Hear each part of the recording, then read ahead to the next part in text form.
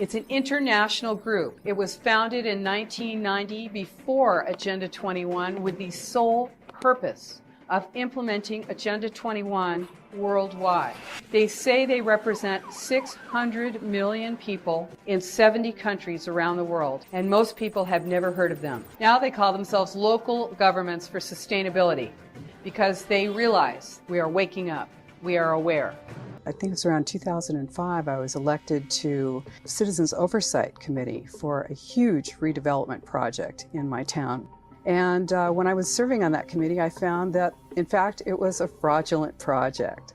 And in bringing the information, sort of innocently to the town, to the city, I found that, they were gunning for me immediately.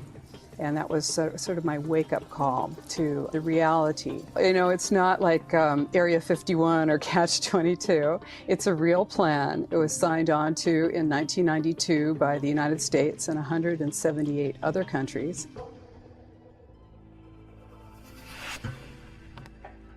It's the action plan for sustainable development. It is the plan to inventory and control all land, water, minerals, plants, animals, construction, means of production, education, energy, information, and human beings in the world. The thing that is really incredible is that it's not something that's way out there like in 1992. It's right now being implemented all over in every town. And of course, it's all over the country and all over the nation. It's an arrogant plan that the idea of regionalization, of course, here in the United States, we have city, county, state, and federal. And we elect all of those levels of government. That's, the people have representative government. But regional government, regional governance is unelected boards and commissions that actually make the rules and direct what happens in your city, county, or state. So in this case, it's MTC, the Metropolitan Transportation Commission, and ABAG, the Association for Bay Area Governments. Right. These are regional boards. They're going to be directing what's happening here in the Bay Area for 28 years and restricting our land use. There are 500 metropolitan planning organizations in the United States. So it's all over the U.S. and of course it's around the world. It's a crazy plan. We're not crazy. The plan itself is crazy. And they use these sort of visioning meetings, are actually using a technique to sort of channelize political thought or people's opinion into a predetermined outcome while giving them the impression that it was all their idea. So aren't you smart? You created that plan all on your own, even though it's the identical plan all over the United States. People who get invited to those visioning meetings are people who are already on board. They are the consultants. You'll find them voting. Oh, it's a great plan. They're going to vote for it. You'll have unelected people who are on boards and commissions. You have people who are coming out of the neighborhoods who have been identified as being willing to go along, to get along. Those people are often elevated to positions of power. They're elected as neighborhood association presidents by default. No one shows up. They say they represent the entire neighborhood. And this is who the stakeholders are considered to be.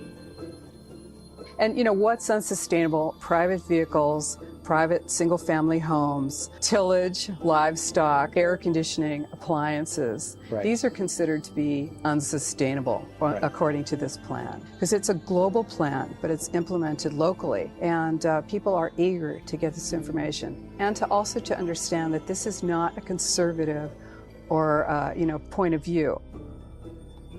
It's difficult to hear this when you're progressive. It sort of contradicts your entire worldview, because the educational system has indoctrinated children all the way up through to postgraduate school in sustainable development principles. It is global, it's all over in every country. And most every country has a local Agenda 21 guideline and program. So I think what's happening now, though, is that awareness is really coming to the fore, because awareness is the first step in the resistance. Well, I think they do know better, but the deal is that, of course, these plans are set up to use the Delphi technique to actually channel and propagandize the public into the outcome that is desired by this plan. So People who are serving, our local officials are being propagandized by their own staff. Right. And the staff, of course, is being propagandized by the American Planning Association, which put out a 12-week-long boot camp about how to handle people like me who are telling the truth about these plants. This is really an indoctrination plan, and it is really about taking away your individual freedom, your right to have and own and use your private property. And our nation is founded on private property ownership, and we are losing our freedom. And that is why we are out there trying to get people on board to assist in working on that. If you're in the county, if you're in an unincorporated town in the county, or if you're just out in the county, literally this plan says that 100% of development has to be within the urbanized areas, basically taking conservation easements over the entire county areas in the San Francisco Bay without paying for them. And literally you will not be able to build in the county areas.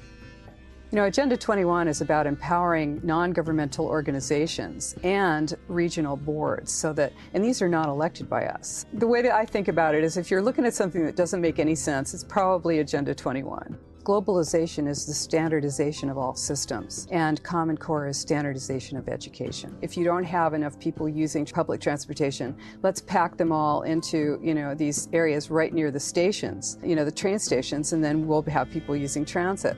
But this is also part of controlling, inventorying, and monitoring, surveilling all the populations, and this is the plan. Children are being indoctrinated. Through outcome-based education, they're being trained.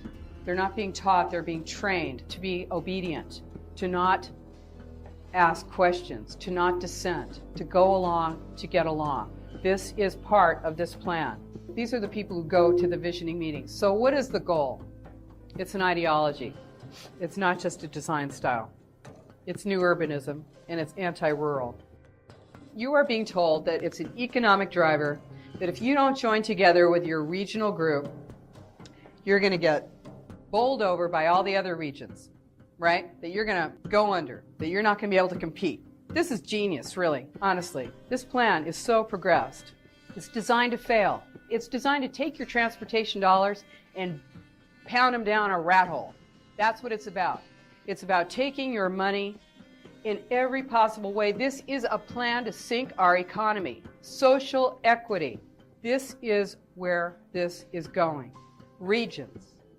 Livable communities, sustainable communities, community partnerships, one planet communities, unelected boards and commissions.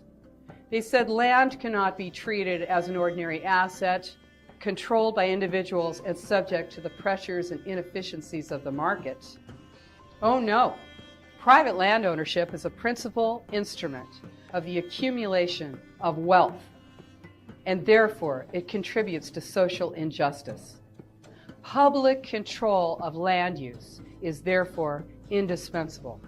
This is the goal, is to take land out of private ownership and move it into control by the government.